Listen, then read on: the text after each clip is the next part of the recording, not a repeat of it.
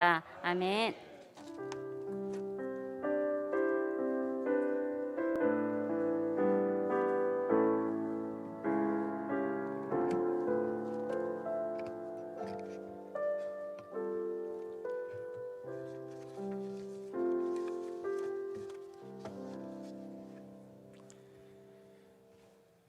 이 시간 하나님께서 우리에게 주시는 말씀은 고린도전서 1장 26절에서 31절까지의 말씀입니다. 고린도전서 1장입니다. 26절부터 31절 사이의 말씀입니다. 찾으셨으면 제가 읽겠습니다. 형제들아, 너희를 부르심을 보라. 육체를 따라 지혜로운 자가 많지 아니하며 능한 자가 많지 아니하며 문벌 좋은 자가 많지 아니하도다. 그러나 하나님께서 세상에 미련한 것들을 택하사 지혜 있는 자들을 부끄럽게 하려 하시고 세상에 약한 것들을 택하사 강한 것들을 부끄럽게 하려 하시며 하나님께서 세상에 천한 것들과 멸시받는 것들과 없는 것들을 택하사 있는 것들을 폐하려 하시나니 이는 아무 육체도 하나님 앞에서 자랑하지 못하게 하려 하심이라. 너희는 하나님으로부터 나서 그리스도 예수 안에 있고 예수는 하나님으로부터 나와서 우리에게 지혜와 의로움과 거룩함과 구원함이 되셨으니 기록된 바 자랑하는 자는 주 안에서 자랑함과 같게 하려 함이라. 우리 하나님께 영광의 박수 올려드리겠습니다. 아멘. 자, 우리 오랜만에 예배의 자리로 나오신 분도 꽤 많으시고 오늘 좀 많은 분들이 보였는데 우리 좌우 옆분 보고 오늘은 좀 반갑게 인사했으면 좋겠어요. 보고 싶습니다. 사랑합니다. 보고 싶었습니다. 사랑합니다. 너무 보고 싶었습니다. 찬송을 부르는데 참 살겠네 그랬더라고요. 제 마음에 살살. 야, 이렇게 꽉 차서 나오니 참 할렐루야. 할렐루야. 참 코로나가 우리 안에 참 많은 것들을 변화시켰어요. 많은 것들을 변화시키고 참 우리가 많이 그동안 양보해왔는데 그래도 아직도 그죠? 걱정이 되는 일이 참 많지요. 하지만 믿음으로 언제나 주님 앞에 나아가시길 주님의 이름으로 축원합니다. 기도하겠습니다. 하나님, 오늘 우리 안에 주의 은혜가 함께하여 주셔서 주의 말씀의 깊은 은혜 가운데로 나아가게 하여 주시옵소서. 예수님의 이름으로 기도드립니다. 아멘. 여러분, 하나님 보시기에 우리는 어떤 사람들일까요? 하나님 보시기에 사람은 우선적으로 하나님 만드신 창조 세상과 피조물을 죄악으로 오염시킨 흉측한 죄인들입니다. 또 그럼에도 불구하고 또 하나님은 우리를 지금 어떻게 보시냐면 배반한 사람임에도 불구하고 예수를 십자가에 죽이시기까지 구원의 은혜를 베풀어 주신다. 할렐루야. 하나님 지금 우리와 함께 하고 계셔서 은혜를 베풀어 주신다는 거죠. 그러면 하나님께서는 도대체 무엇을 이루시려고 십자가에 예수를 주시기까지 그 복음을 주셔서 우리에게 구원의 은혜를 베풀어 주실까요?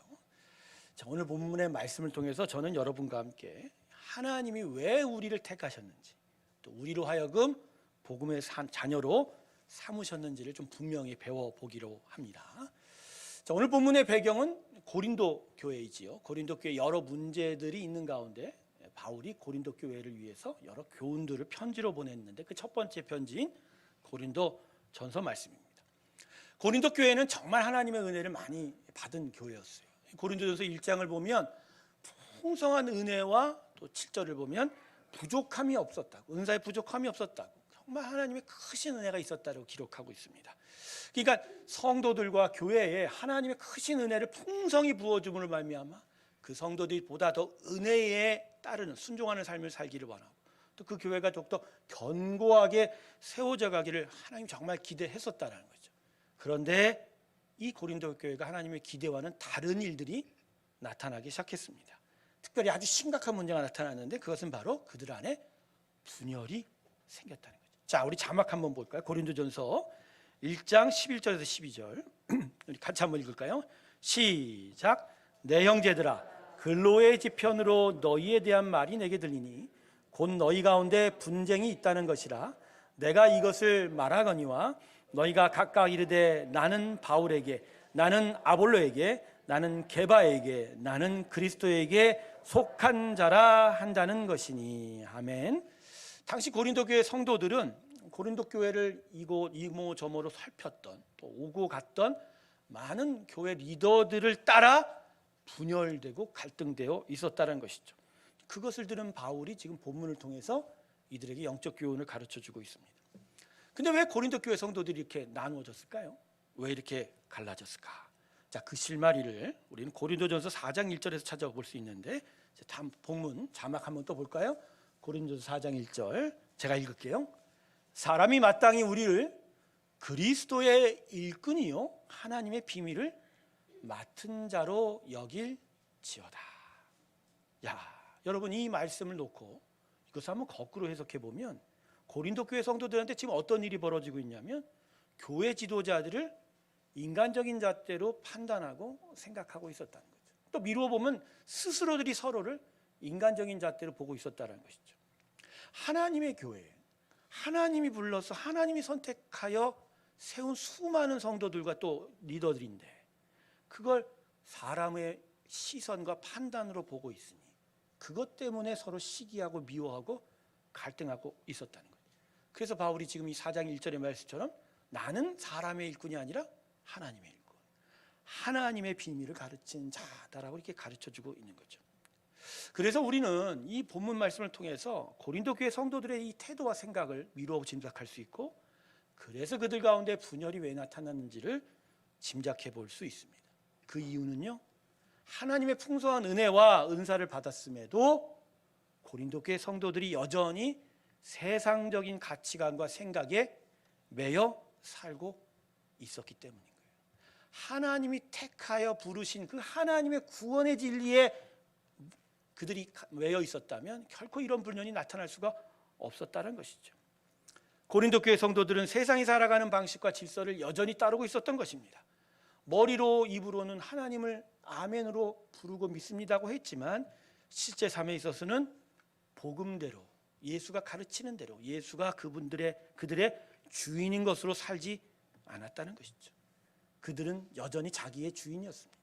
자신의 생각과 판단으로 살고 있었고, 그러다 보니 특별히 교회 지도자들을 세상의 눈으로 판단하고 바라보고, 그러다 보니 서로 미움이 생기고 또 불평이 생기고, 그러다 보니 시기와 질투가 나타나고, 그러다 보니 갈라지고 나누어 싸울 수밖에 없었다는 것이죠. 그래서 바울은 이런 고린도 교회의 본문을 통해서 책망을 주고 있습니다. 26절을 한번 보세요.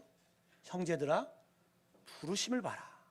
육체를 따라 지혜로운 자가 많지 아니하며 능한 자가 많지 아니하며 문벌 좋은 자가 많지 아니하더라. 지금 사도 바울이 뭐라고 그래요? 너희의 하나님이 택한 부르심을 봐라. 근데 너희 안에 지금 세상이 인정하는 자들이 많냐 안 많냐? 별로 없다는 거예요. 부족했다, 약하다, 심지어 무식하다까지 얘기하죠. 근데 여러분, 바울이 26절에서 이렇게 말하는 이유가 뭘까요? 지금 바울이 니네 주제하라라 이런 얘기하는 건가요? 너희들 주제를 알고 그래서 사람들에 대한 판단과 생각도 해봐라 이렇게 얘기하는 건가요? 바울은 그렇게 얘기하는 것이 결코 아닙니다. 여러분, 그런 식으로 말하는 건 세상의 말, 사람의 말입니다. 본문 26절이야말로 사도 바울이 고린도 교회 성도들한테 정말 안타까우면서도 제대로 가르쳐주고 있는 거예요. 뭐냐면 하나님이 이 땅을 다스리는 원리를 가르쳐주는 거예요. 그리고 그 원리 가운데 하나님은 어떻게 성도를 택하고 그들 가운데 어떠한 일을 하시는지에 대한 일들을 가르쳐주고 있는 거예요. 그래서 26절부터 시작해서 27, 28, 29절을 같이 묶어서 읽어보면 이러한 마음을 좀 깨달을 수 있습니다. 이어지는 27절과 29절 사이의 말씀의 생각은 뭐냐? 중심은 하나님은 일부러 세상이 인정치 아니하는 약하고 부족한 인생들을 택했다는 거예요. 그리고 그들을 통해서 스스로 지혜 있다, 강하다, 힘 있다고 자랑하는 인생들을 부끄럽게 하신다는 거예요. 그래서 모든 사람으로 하여금 어떤 인생도 하나님 앞에서 자랑하지 못하게 만드신 할렐루야. 이게 바로 하나님의 부르심의 원리요, 그 부르심을 통해서 나타날 하나님의 역사인 거예요. 그러니까 결국 사도 바울이 뭐라고 얘기하는 거예요?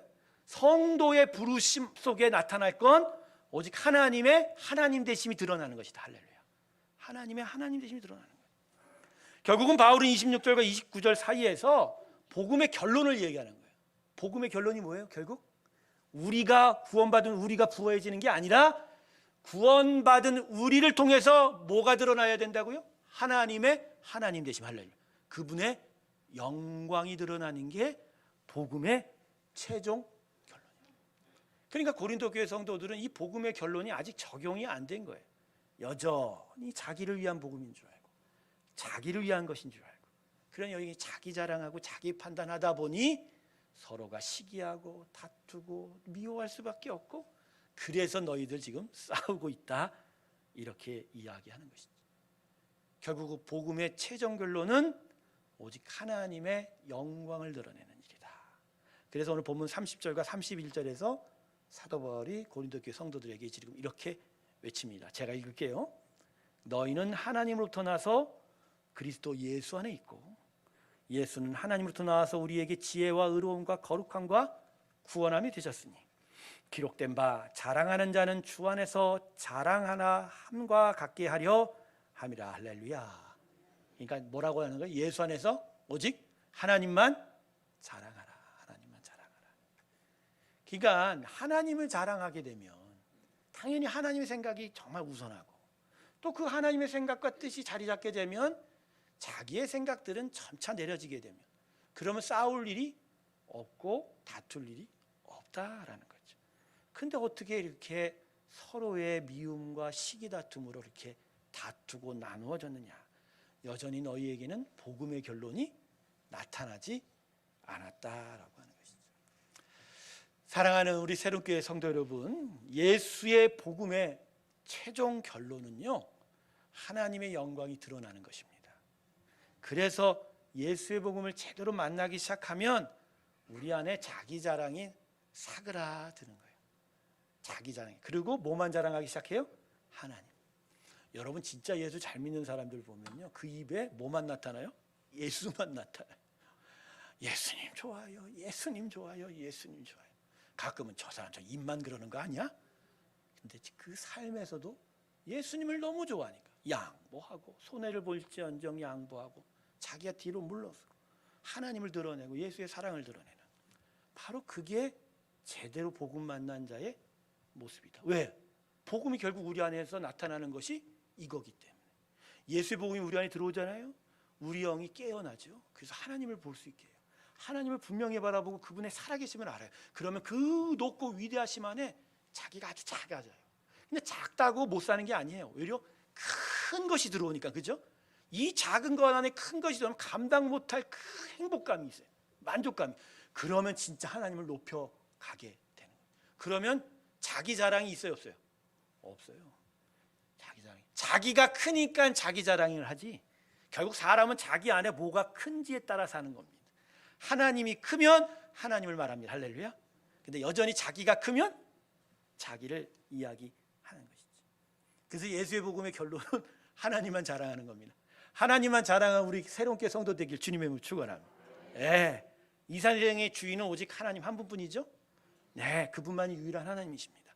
그분만이 세상을 구원할 수 있고, 그분만이 우리를 구원할 수 있고, 그러기에 우리는 하나님만 높여야 되고 그분을 주임 삼아 영광 드려야 한다. 그래서요, 예배 중에 하나님 영광을 위해서 박수 치는 거는 제가 볼 때 5분마다 해도 상관없어요. 계속 박수 쳐도 돼요. 그러므로 복음의 사람은 항상 겸손하게 되는 것입니다. 겸손이라는 건요, 남보다 내가 낫다라고 일부러 낮추는 게 아니고요, 진짜 크신 것 앞에 나는 아무것도 아니다라고 생각하는 그면 겸손해지는 거예요. 그냥 겸손은 그냥 믿음에서 우러나오는 거지 만들어가는 게 아니라는 것이죠. 하나님의 크고 위대하심만을 자랑하는 우리 모두가 되길 주님의 이름으로 축원합니다. 정말 여러분을 또 축복하고 싶네요. 여러분 안에 하나님의 크고 위대함이 가득하길 주님의 이름으로 축원합니다. 크심이 임하일지어다. 네, 정말 인생이라는 거 그런 것 같아요. 결국 하나님의 크심이 들어와서 우리의 마음과 지경이 넓어져 가는 게 우리의 신앙의 삶이지, 그죠? 세상 바라보면요, 세상 것들 들어오면 커질 줄 알죠. 외려 좁아져요. 세상은 그렇게 만들어요. 세상의 것들이 내 안에 들어오면 좁아져요. 점점 좁아요. 왜 그럴까요? 왜 그럴 줄 아세요? 만족이 없어서 그래요. 만족이 없어서. 자, 이제부터는 우리가 자랑하지 말아야 돼. 우리가 자랑할 인생이 아니라는 것을 좀 더 한번 자세히 좀 살펴보려고 합니다. 성도 여러분, 예수의 복음은 지금도 이 세상을 뒤덮고 있습니다.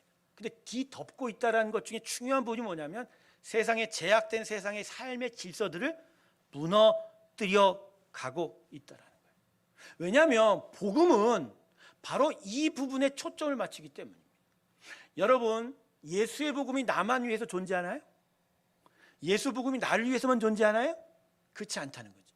여러분, 왜 복음을 복된 소식, 좋은 소식에서 복음이라고 하는 줄 아세요? 나를 위해서 내가 나를 위해서 십자가 예수가 죽었다는 정도가 아니고요. 온 세상에 하나님의 구원이 임하기 때문에 복된 소식이라는 거죠. 할렐루야. 그래서 복음은 나만을 위해 존재하는 게 아니라 날 통해서 이 세상에 죄악된 세상들이 물러가는 일들이 나타나기 시작합니다. 제가 오늘 첫 번째 우리 복음성가 찬양을 하면서 내 손을 주께 드립니다 했을 때 마지막에 있었던 후렴 가사가 이사야서 61장의 가사예요. 근데 그 61장의 가사는 결국 메시아가 오면 이 땅에 일어날 일들에 대해서 얘기해요. 슬픔이 물러가요. 죄악으로 인한 아픔이 물러가요. 하나님의 선함과 그 통치가 되살아나고 무너졌던 땅들이 다시 일어서는 그 회복의 통치. 바로 복음은 이 땅에 바로 그 하나님의 나라를 세워가는 거다. 그래서 복음이 우리 안에 있어야 될 일들은 바로 하나님의 이 통치, 영광이 나타나야 하는 것이죠. 그런데 지금 우리가 예수를 믿으면서도 불구하고 이 놀라운 하나님의 통치를 바라보는 것이 아니라 세상에 계속 매여 있다라는 거예요. 근데 이 세상이 결국 어떤 세상이냐? 여러분, 세상의 방식이 무엇인 줄 아세요? 제가 좀 정리를 해봤는데 어떤 방식이로든지 사람 사는 데에 힘으로 차별을 만드는 서열 세우기가 세상의 방식이라는 거예요. 누구는 위로 올라가고 누구는 아래로 내려가고 이걸 힘으로 서열을 정하고 그 배열에 따라 얻게 되는 이득의 차이가 있고, 제가 오늘 일부 예배 때 우리 고3 우리 아들 딸들이 나와서 같이 기도하고 그들을 위해서 기도 같이 축복하고 안수도 하고 했었는데 이 아이들이 지금 얼마나 마음이 힘들까요? 근데 왜 힘든 줄 아세요? 아이들이 사실은 그 복음적이지는 않아. 왜냐하면 이 시험 한번 잘못 보면 지금 잘못하면 그것 때문에 내 인생이 잘못되어 갈까에 대한 염려 때문에 이 어린아이들이 벌써 그것 때문에 마음 아파하고 힘들어하니 마음껏 뛰놀고 마음껏 꿈꾸고 마음껏 열심히 자기 삶을 살면 되는데 세상에 이 서열 매기기 때문에 대학을 이 시험 잘못 보면 대학의 순위가 낮아지고 대학의 순위가 낮아지면 들어가는 나중에 회사도 달라지고 회사에 들어가는 순위가 달라지면 벌어들이는 돈도 달라지고 벌어들이는 돈이 달라지면 배우자도 달라져요. 사는 지역도 달라집대더라. 결국 행복감도 달라진다. 이게 뭐예요, 여러분? 결국은 서열세계. 근데 이게 합당한 세상이냐? 하나님이 결코 원하신 게 아니에요. 하나님은요, 세상을 만드시고 우리를 창조할 때 이런 세상 꿈꾸지 않으셨어요. 하나님이 꿈꾸는 세상은 누가 위로 가든 누가 아래로 가는 이런 서열을 원하지 않았어요. 하나님이 원하신 건 오직 그분만이 왕이시고, 할렐루야, 모든 사람이 하나님의 사랑받는 자녀이고, 그래서 하나님의 풍성한 사랑 안에서 서로가 사랑하며 정말 귀하고 행복한 삶을 살아가는 게 하나님이 원하는 세상이란 말이에요. 근데 아담이 타락한 이후에 죄악의 세상에 간영하면서 사단이 죄의 사람을 계속 묶고자 서열 세우기를 하는 거예요.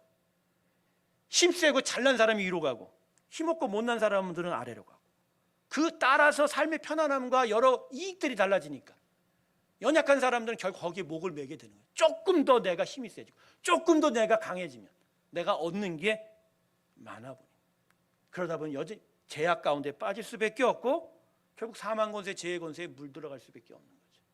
이게 세상의 방식이에요.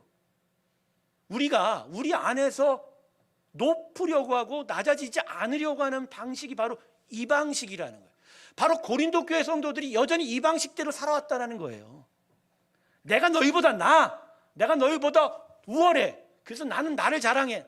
그래서 자기들이 교회에서 힘을 얻기를 원하고 존경받기를 원하는 그 욕심 때문에 누구는 게바파, 베드로파, 바울파, 나는 그리스도파, 나는 아니야, 난 예수파, 별의 별파가 다 생긴 거예요.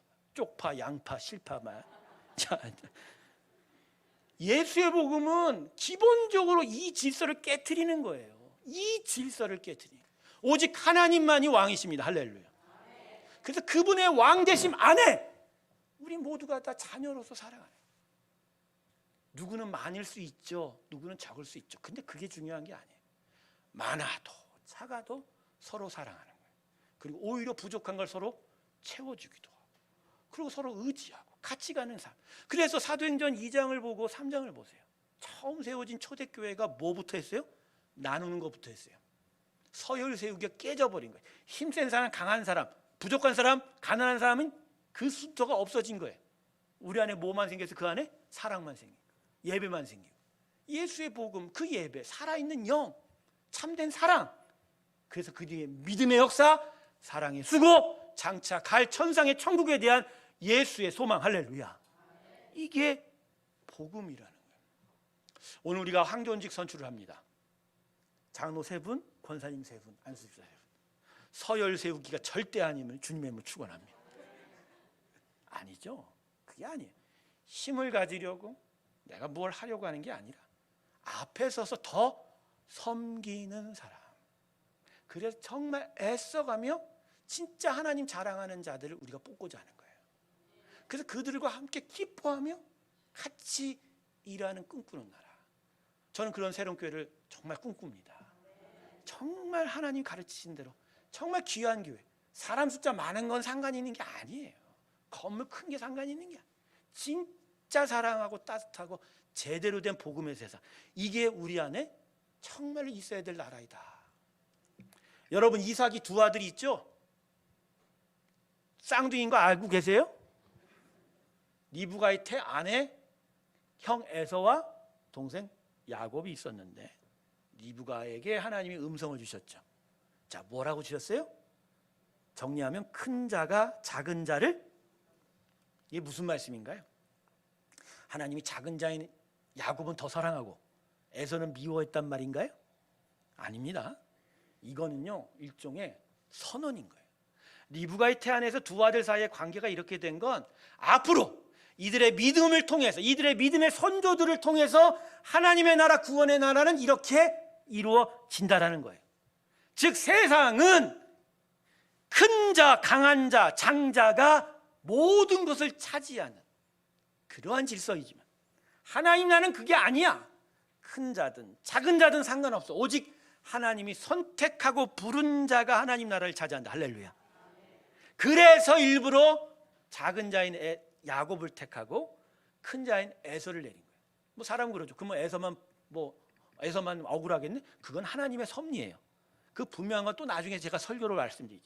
중요한 건 리브가의 태에서 큰 자가 작은 자를 섬기게 될 일이 정해진 건 결국 아브라함, 이삭, 야곱을 통한 그 믿음의 선조들, 그리고 후에 퍼질 번성할 믿음의 후손들을 통해서 이 세상의 제약된 방식을 무너뜨리고 하나님 나라를 세울 걸 하나님께서 선포하신 거예요. 바로 그러기에 우리 안에 나타날 건 바로 이 리브가 안에서 시작된 선택한 원리, 바로 하나님이 선택하고 부르신 대로 순종하고 그렇게 하나님의 영광을 향하여 나아가는 삶이 우리 가운데 나타나야 되는데, 우리는 여전히 세상 가운데 있어 세상의 방식이 이 안에 들어와서, 그죠? 힘센 사람, 강한 사람이 되기를 바라고, 그죠? 정말 약하고 부족한 그 자체로 살아가기가 너무나 힘들어요. 한번 생각을 해보세요. 십자가가 결국 어떤 방식이죠? 가장 무력하고 힘없는 방식이에요. 우리 예수님 수많은 대적자들과 그 핍박자들 앞에서 말 한마디도 못하셨어요. 대응 하나도 안 하셨어요. 그냥 그들이 말한 대로 죄가 되고 그들이 건 대로 걸렸어요. 무기력하게 십자가 올라가서 죽으셨어요. 그러나 사흘 만에 죽음에서 다시 살아났습니다. 할렐루야. 근데 그 부활의 능력 가운데서 결국 이 세상의 질서를 뒤엎는, 그리고 진짜 놀라운 하나님의 통치의 나라가 우리 가운데 세워진 거예요. 결국 하나님은 그 십자가를 통해서 우리에게 오늘 얘기하신 거예요. 나는 이 십자가의 방식으로 우리 안에, 이 세상 안에 하나님 나라를 이루어 가신다는 거예요. 힘 있고 권세 있고 높아져 가는 방식이 아니라 십자가 예수가 보여주는 희생과 사랑과 그 믿음과 그 하나님의 택하심 은혜 안에서 이 모든 것들이 우리 안에 이루어지기를 바란다. 할렐루야. 그러니 예수 믿으면 자랑을 할 수가 없는 거죠. 오직 십자가를 자랑하고 하나님만을 자랑합니다. 할렐루야. 그럴 때 진짜 하나님의 영광이 우리 가운데 가득 들어와서 우리를 진짜 복되게 해 주실 것입니다. 사랑하는 성도 여러분, 우리는 너무 복음을 너무너무 쉽게 그리고 잘못 이해해 왔어요. 그냥 날 위해서 예수님 돌아가신 것 정도만 알아서 그냥 날 위해서 복음이 있구나, 예수님 날 그렇게 사랑하셨구나. 그렇지가 않아요. 복음은 그보다 더 큰 차원이에요. 복음의 최종 결론은 날 통해서 하나님의 영광이 나타나는, 그분이 높임을 받고, 그래서 그분의 다스림과 그분의 온전한 통치가 우리 가운데 임하여, 그래서 그 안에서 우리가 정말 복되다는 거예요. 할렐루야. 어릴 때요, 우리 아버지가 회사에서 정말 열심히 일하고 계속 승진하고 계속 뭔가 좋은 일만 생기면 크게 뭐 나한테 뭐 크게 뭐가 와요? 아침 반찬에 뭐 반찬 한 가지가 더 늘었다 뿐이지. 그런데 개인이 내가 행복하더라고요. 제가 왜 이 얘기를 하는 줄 아세요? 여러분이 하나님의 영광이 드러나는 그 곳에 있을 때 가장 행복한 겁니다. 그분의 영광과 능력은 우리를 향한 가장 선한 인도하심이거든요. 그래서 그 백성을 가장 선하게 인도하시는 그 은혜가 우리 안에 가득 찼을 때, 그것을 믿고 나아갔을 때 비로소 우리가 행복할 수 있다라는. 그래서 진짜 성숙한 그리스도인은 하나님의 영광을 이루어가기를 애씁니다. 나만을 위한 것이 아니라 우리 교회, 우리나라, 이 하나님의 교회들이 정말 하나님의 일들이 드러나서 정말 복된 하나님의 나라가 세워지기를. 그럴 때 진짜 참된 축복과 행복이, 은혜의 나라가 우리 가운데 있게 될 줄로 믿습니다. 마음에 새기세요. 복음은 나만을 위한 것이 아니라는 것. 복음의 최종 결론은 하나님의 영광이라는 것. 그래서 그 영광을 향하여 주님 앞에 오직 하나님만 자랑하며 나아가는 우리 모두가 되길 주님의 이름으로 축원합니다. 설립 1주년 맞이하며 나아갑니다. 우리가 과연 앞으로 어떻게 가야 될까? 새로운 교회는 오직 하나님만을 자랑하기를 주님의 이름으로 축원합니다. 그래서 하나님의 영광을 높여드리는 그런 교회, 그래서 성도들이 그 안에서 정말 세상이 부러워하는 정말 복된 성도들 되기를 다시 한번 주님의 이름으로 축원합니다. 기도하겠습니다. 하나님, 하나님만을 자랑하기 원합니다. 우리 안에 세상에 제약된 사고와 가치관들이 너무나 많습니다. 예수의 복음이 우리를 통해서 이 제약된 가치와 질서들을 무너뜨리고 온전한 하나님의 사랑의 나라, 하나님 나라를 이루어가는 우리가 되게 하여 주시옵소서. 감사드리며 예수님의 이름으로 기도드립니다. 아멘. 우리 다 같이 505장 찬송 부르면서 주님 앞에 봉헌 드리겠습니다.